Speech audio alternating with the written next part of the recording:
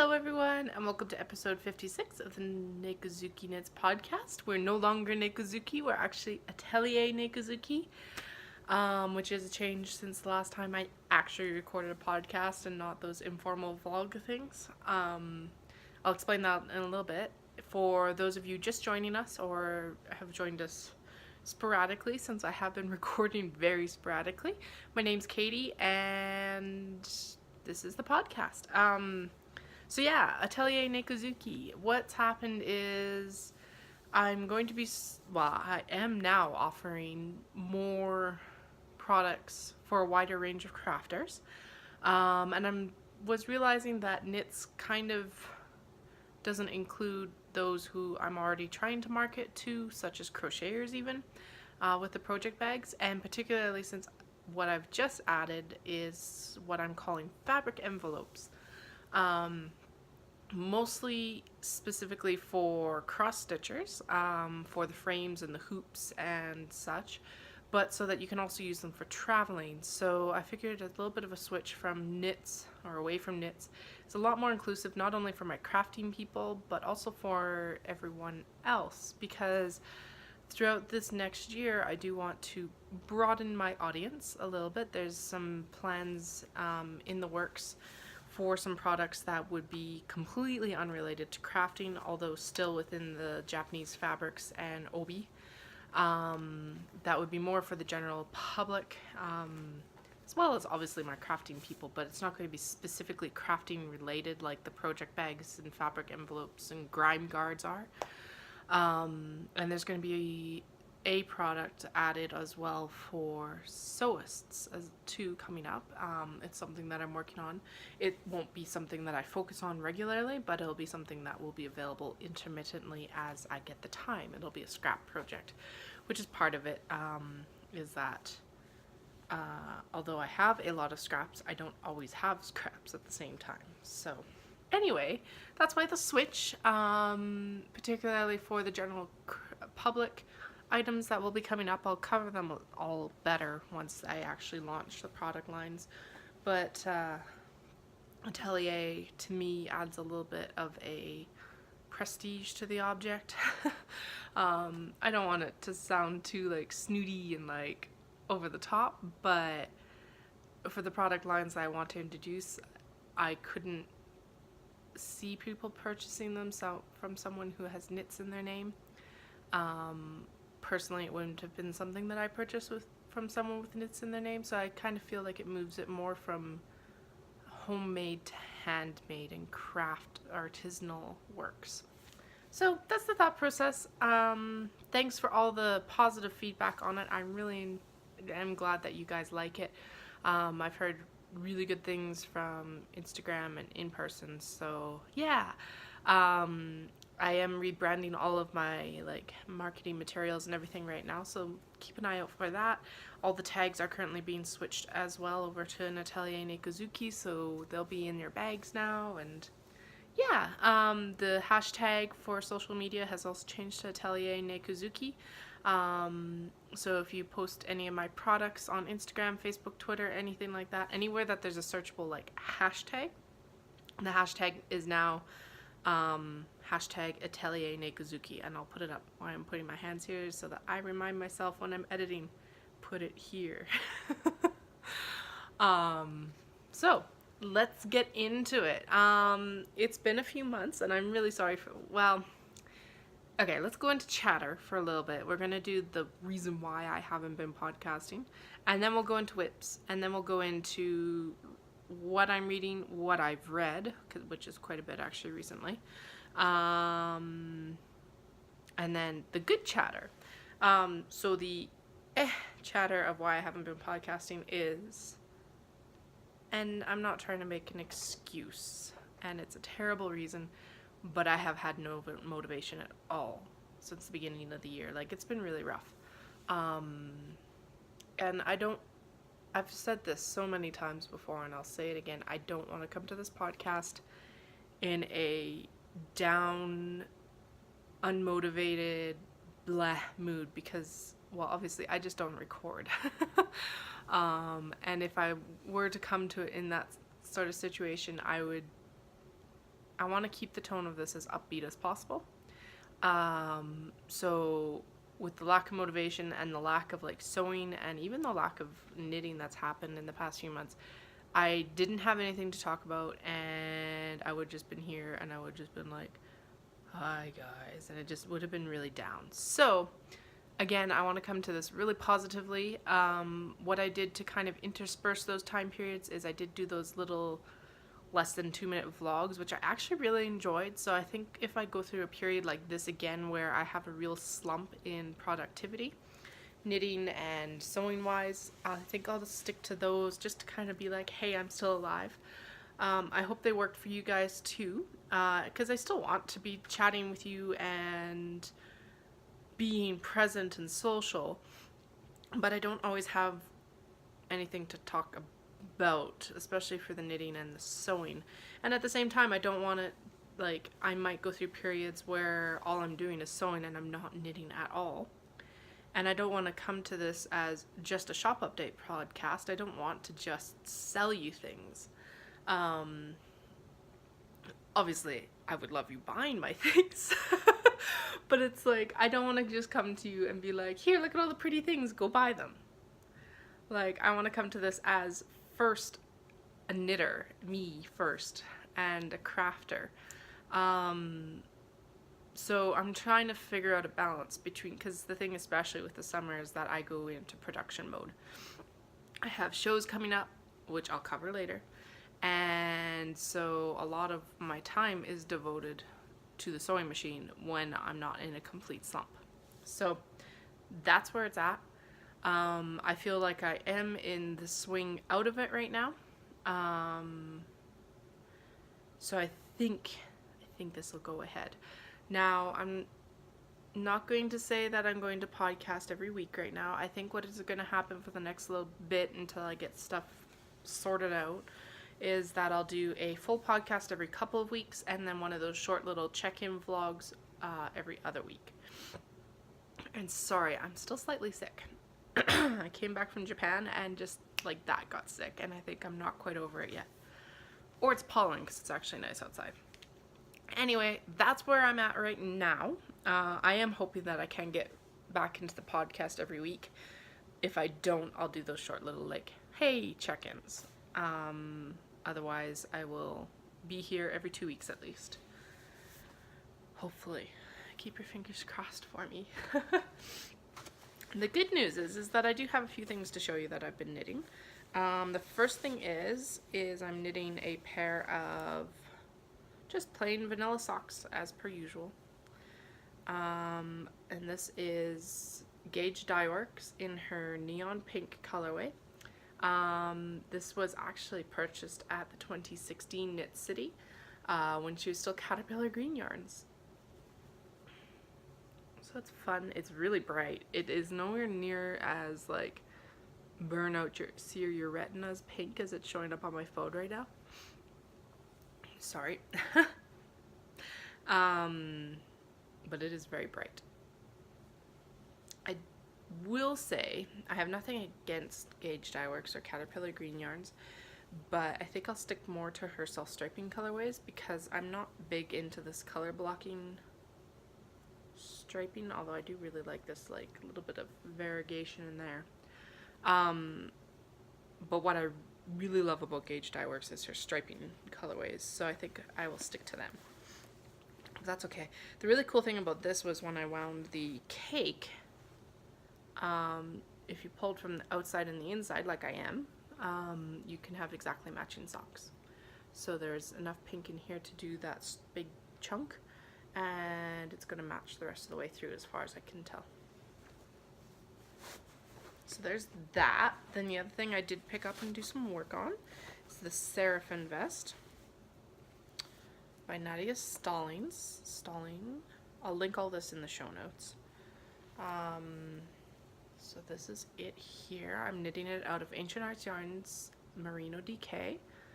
And I've finished the mosaic section, and then I'm into the body. So it's just, so this is basically, it's a vest coat.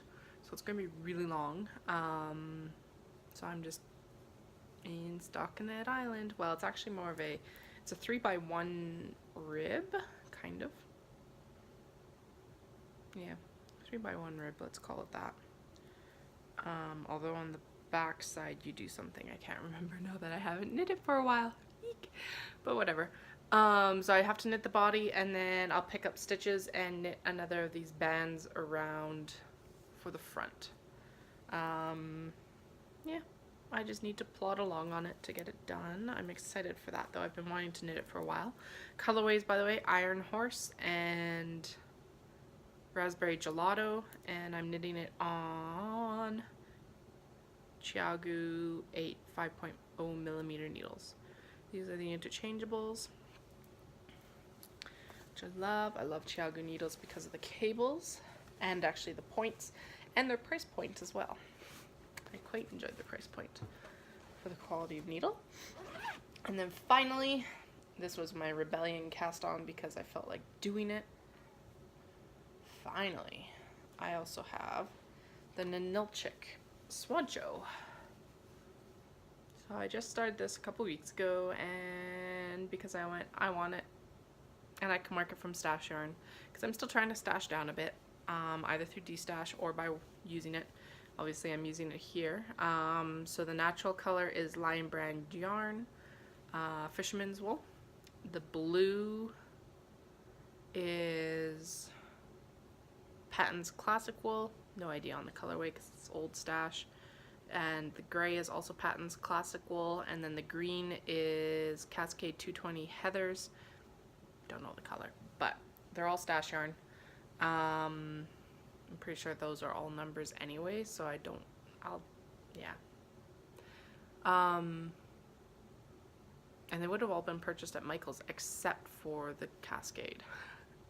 That's how long they've been in my stash, guys. Oops. I haven't shopped at Michael's for yarn, like this kind of yarn, for a really long time. I just bought sock yarn from them because I figured it would pair well for a pattern, but I don't know, that's a bit different in my head. I don't know why, but it is. Yeah, I'm enjoying it. I know these are all worsted weight yarns, but I think I went up needle size. I think I'm on 7s. Yeah, I'm on 7s, and I think the pattern calls for 6s. It's okay. It's going to need a good blocking. I definitely have a little bit of a tension issue in a couple areas now that it's like relaxed a bit. You can see a little bit of pucker in here. Yeah, you can see that. But I think that'll come out in blocking because it's not like my floats are too tight. I think they just need to be relaxed a bit. Speaking of floats, they're all looking nice and uniform. And there are so many ends. That is the one drawback to this project, is there's a lot of ends. Alright, so I did finish the colorwork mittens. That was a secret knitting project that I was working on. They're a birthday gift. I will try and remember to put pictures at the end because I don't like having to rewatch myself. I actually quite hate it. So I'll put photos at the end of those if I remember. And I also finished the other pair of self-striping socks, Life in a Glass House. I don't know if I ever showed those on the podcast. And when I was gathering up stuff, I realized I don't actually know where they went. All I have to do to finish them is to weave in the ends, but I don't know where they are. So that'll happen at some point. I need to go through and actually clean up the guest bedroom where I've stored all my yarn and destash fabrics and destash yarns. Speaking of which, how would you guys like me to do destash? I'm going to assume that some of you want some of my yarn. So I was thinking I would do it on Instagram. That seems to be the most popular way to do it. I find Ravelry really hard to sell it on. The other way I could do it is I could sell destash on Etsy. I don't want to do it on the main site just because I don't want to clutter it up. But I have actually reopened the Etsy shop just to get a little bit more traffic through. And because I know some people prefer Etsy, they feel safer on it than they do on a personal website. So it has been reopened. You can get to it by Atelier Nekozuki.etsy.com. I personally would prefer purchases on Atelier Nekozuki because Etsy does take a commission and they charge you to post as well. And the other thing about Etsy is I will not be listing everything on there. It will be a shop that actually gets closed down for shows, unlike the full website. So there's a couple disclaimers on it. And depending on how it goes, there might be a bit of a different price point because of that commission. So we'll see. I'm going to see how much traffic and such it gets again, simply because that's the main reason I want it, is because I think I'm losing out on some of the search traffic that I would normally get on Etsy. So I figured it's a good way to be somewhere. Anyway, since I'm off on a tangent anyway, what I was thinking is maybe that would be a good place to do the de-stash as well. So let me know in the comments or send me a DM on any of the social media that you have me on: Facebook, Instagram, Twitter, Etsy, email, which you can access through my website. I'm not going to say it on the podcast.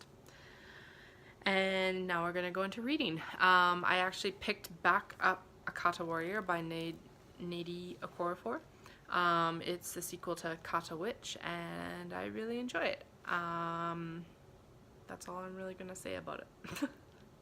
I'm not that far into it, so it's not like I can give you a full review right now anyway. But since I chatted with you guys fully last, I have read quite a bit. I read Sun and Moon, Ice and Snow by Jessica Day George, Belle, which is a Beauty and the Beast retelling by Cameron Doki, Tower of Dawn, which is Throne of Glass number 6 by Sarah J. Maas, in preparation for Throne of Glass 7 coming out later this year. A Curse Dark as Gold by Elizabeth C. Burke, that's a retelling of Rumpelstiltskin. Unearthed by Amy Kaufman and Megan Spooner, that's the start of another collaborative trilogy by those two, and I enjoyed it. It was a very quick read, but it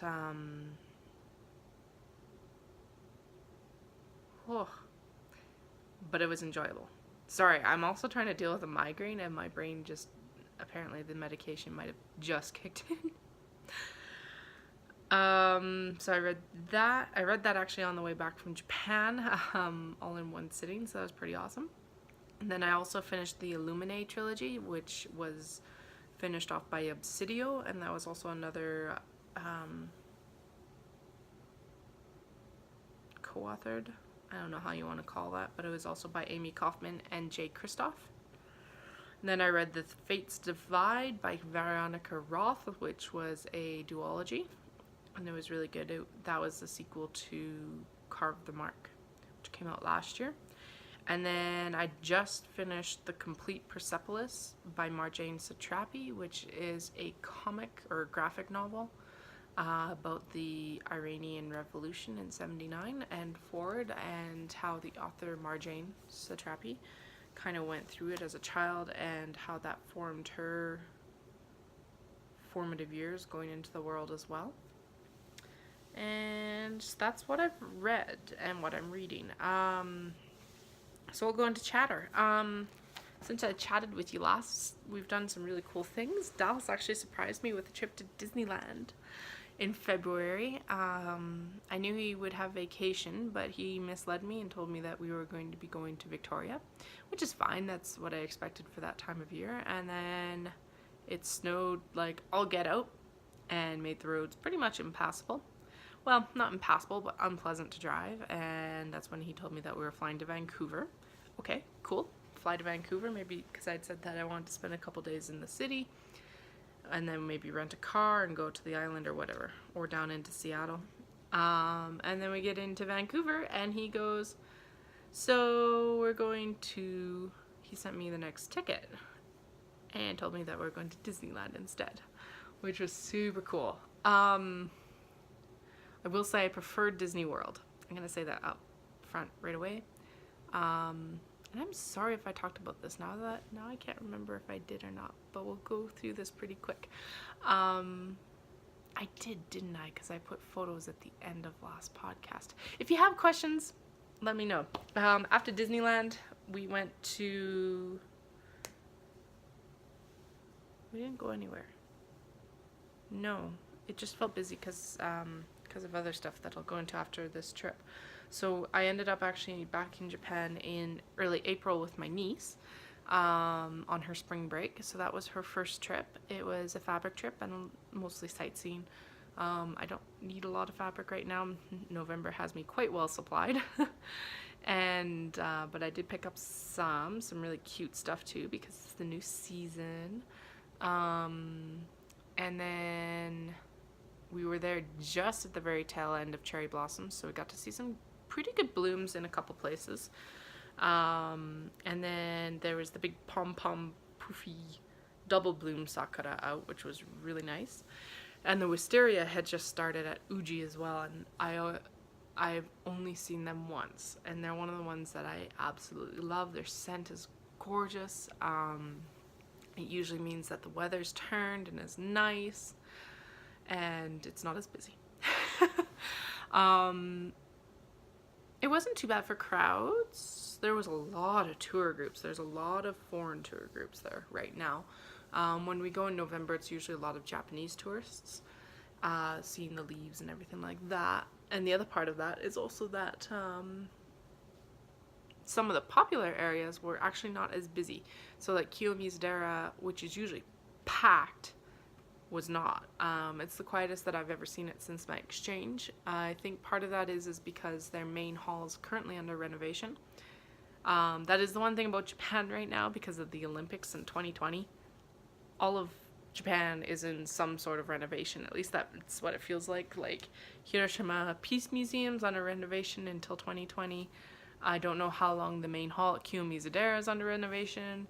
3/4 of the train platforms in Tokyo are under renovation, and that was going on when Dallas and I made our first trip in 2016, because we kind of looked at it and we're like, what is with all this construction? And then we realized that, yeah, the Olympics are coming, so it's been a big upgrade that way.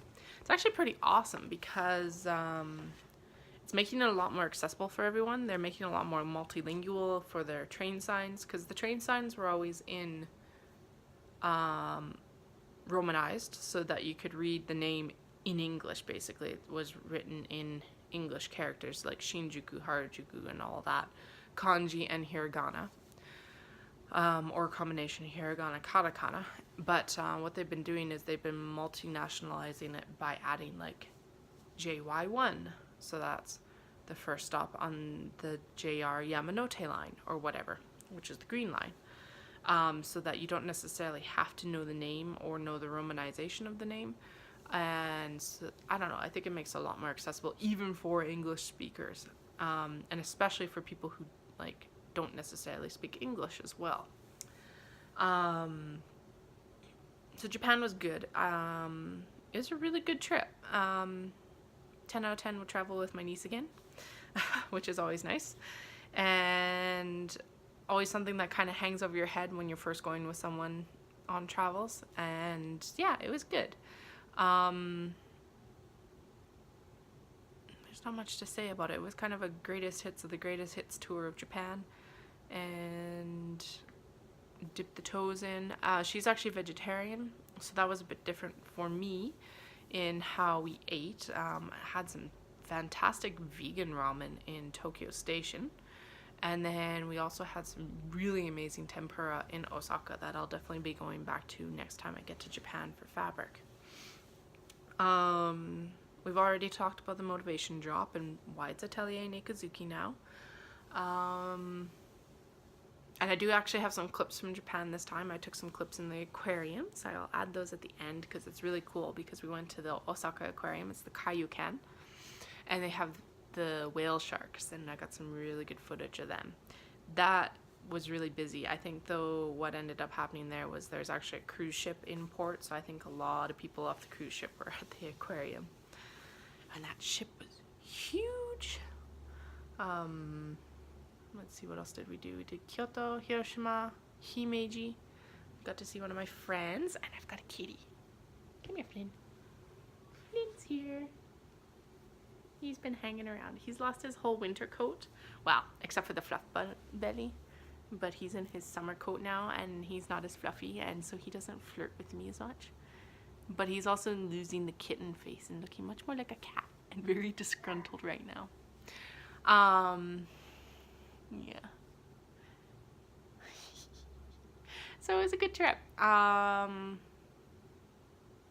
We don't have much planned for this summer, and I don't know if we'll actually be going back this fall, simply because I have enough fabric, I think, for the next year to year and a half. So if we're making any trips, it might be next spring or like late spring, maybe even, or very early fall next year. So we'll see. The only thing we really have planned is we are going to be going to Disney World in the fall. So it'll be a nice hiking summer is what we're planning. With the weather turn here, it's definitely a motivating factor. One of the things I have been doing is I started running outside on Wednesday. I've been running on a treadmill for about a year. I hate it. Absolutely 100%. Just, I get bored, and then I don't run, and then I overheat because it's hot in the gym. I don't know why they have the temperature setting really high, like I think 68 to 69 degrees when like it's a gym. It should be cooler. That's part of the reason why I generally go to the gym is air conditioning, because we don't have air conditioning in the house.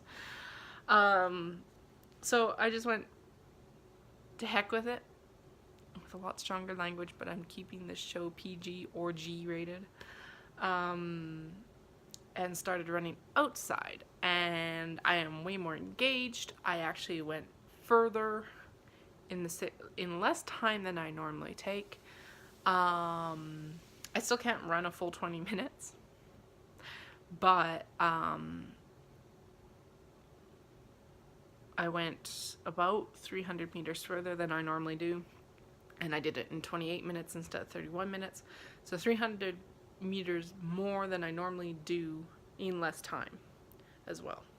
So I'm quite happy with that. So I'm hoping that that's something more sustainable.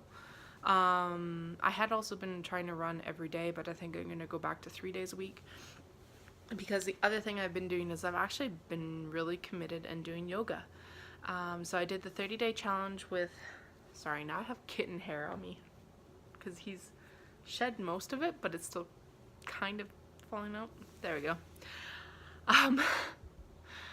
So yoga, I did the 30-day challenge with Adrian. I took a little bit longer. I took about 35 days, but I did it.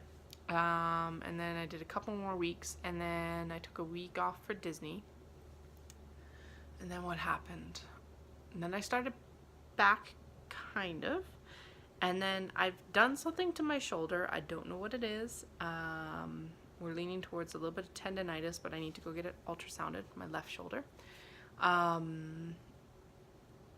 And I had to take a couple weeks off just before Japan. So I took a couple weeks then and through Japan, and it feels like it's mostly better now, besides the normal tightening that I always get. So it's not like I can actually do stuff again. I actually gave up knitting for a couple weeks. That's how bad it was, because I knew I needed to rest it. That was hard, guys. That was really hard. I think we discussed that too. Anyway, it's better now. And, but except for those few weeks, I've been doing yoga now for, at the end of April, it'll be 4 months. I thought it was 5 last night, and I was super happy, and then I realized it's only 4, but it's still really good. It's something that I've stayed the most committed to for the longest. I'm actually taking classes, just for a little bit extra motivation and kind of the community around it as well. So I found a good place here in Cochrane. And yeah, I foresee that actually going on at least through the summer, and definitely through the winter, because I don't know if I would run outside in the wintertime. It would really depend on the condition of the like paths and such. So we'll see about that. But I feel like this summer's going to be really good for running at least. And then hopefully the weather stays good, that we don't have too much rain and we don't have a ton of forest fires, so that we can actually get out and hike when Dallas is home. And I think we might be able to hike next week, at least for some of the lowland trails or front range trails like Yamnuska and such. So we'll see. And okay, so the rest of the stuff is business. If you want to hear, stay, of course. And if not, then I will chat with you guys next vlog and or podcast. And I hope you have a good week to 2 weeks before I chat at you again. Happy crafting. And for all of you staying, we have events here coming up. It will be at blah, blah, blah. Sorry, I've been talking too long, but let's get through this. So I will first be at Calgary Spring Fiber Festival at Crossroads Market, May 12th and 13th from 9 to 5.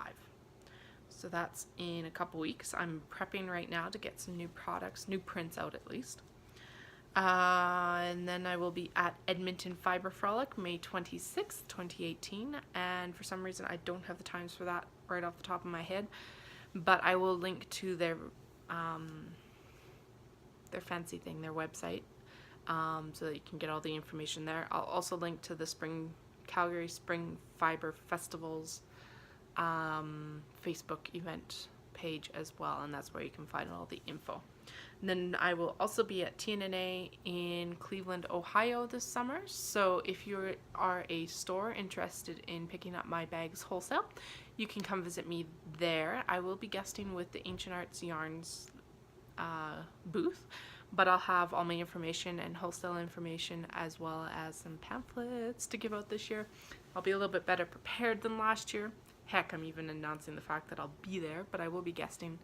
And yeah, come chat with me and find out a little bit more about my product.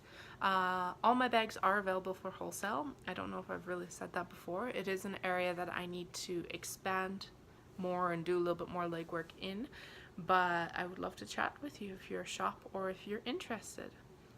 Alright, and then I've got a few bags to show you that I've finished and are currently in the shop. I actually did it, guys. All the knot bags and fabric envelopes and grime guards that I did finish for stash are actually... Sorry, Dahlia just swatted Flynn, so I gotta make sure that they're okay. God, they're dorks sometimes. Hey, cats. Hey. Okay. Break some of the tension. Alright. They're good. At least I think they are. Anyway, I do have products up in the shop. So fabric envelopes, knot bags, and grime guards, all of that stuff that I took to stash, and like some of the new products as well. So some of the new prints are up in the shop right now under, if you do ateliernekozuki.com/collections/new-items, I'll link it. You can get there. And these guys are not under that, but they have been added. I added owls with polka dots on, I just called it owls with polka dots on blue. I think this is some of the last fabric for this one, so if you want it, get it. If I have anything left, it'll be in small bags. Then there's strawberries on this really light pink. This fabric was ridiculously hard to photograph in the light pink and the light blue. So it is going to look different on every single screen that you see it on, and I am sorry for that. I tried to balance it out as best as I could where I didn't take out the vividness of the strawberries or amp up the green too much and like wash out the background, but it was hard. So so these are available only in large bags, like the big bag sizes. So there's one, this is without a handle, I call it, because it doesn't have the webbing handles. These are, I count as handles. And what ends up happening is they're actually listed together, and then they're variations, no handles, handles. They're both big bag size, good for at least 700 grams of worsted weight yarn, plus your project. They're also fantastic for books and carrying stuff around as well. Although, do take into consideration that these are 1.5-inch nylon webbing handles. They will soften up with age, but they are quite stiff right now. I've also finished them so that you have a little bit easier open, so this is a little bit wider.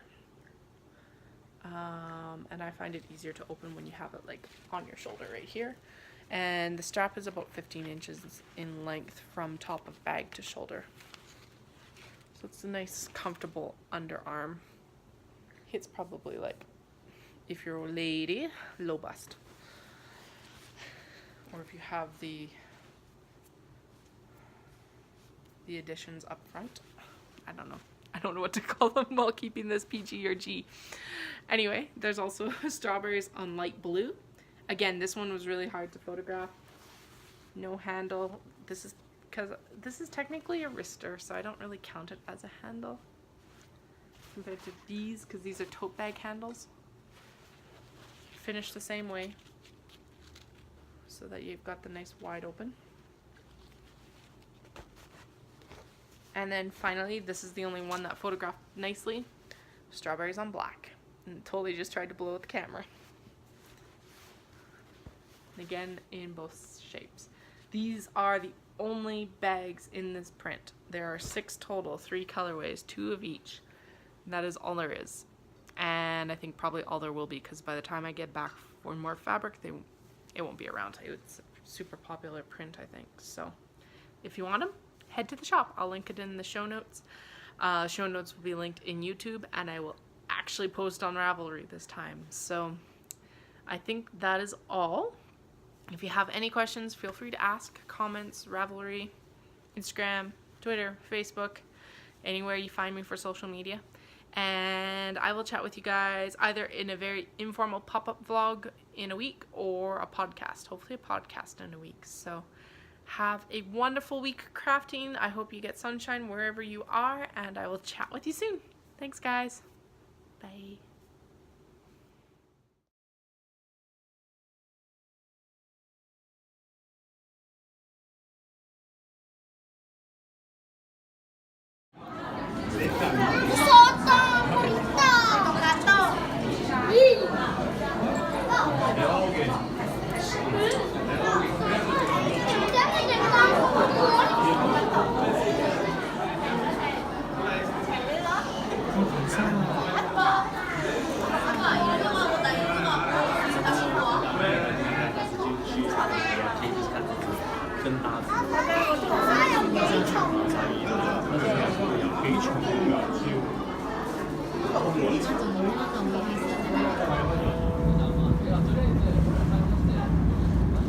本日は JR 西日本宮島フェリーをご利用いただきましてありがとうございます。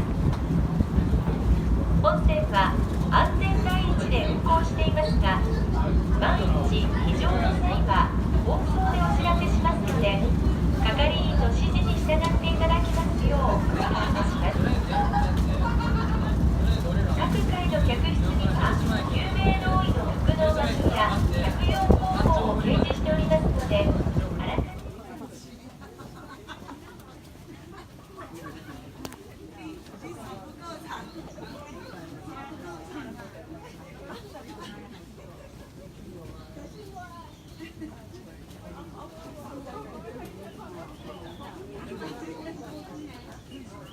This is Fushimi Inari Taisha.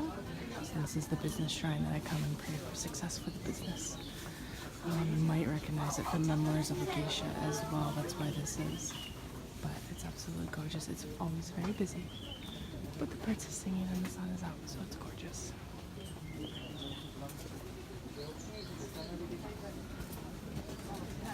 All of these torii gates, or torii, have been put up by businesses, and on the back of them is when they were actually put up and the business ran. And now we're out.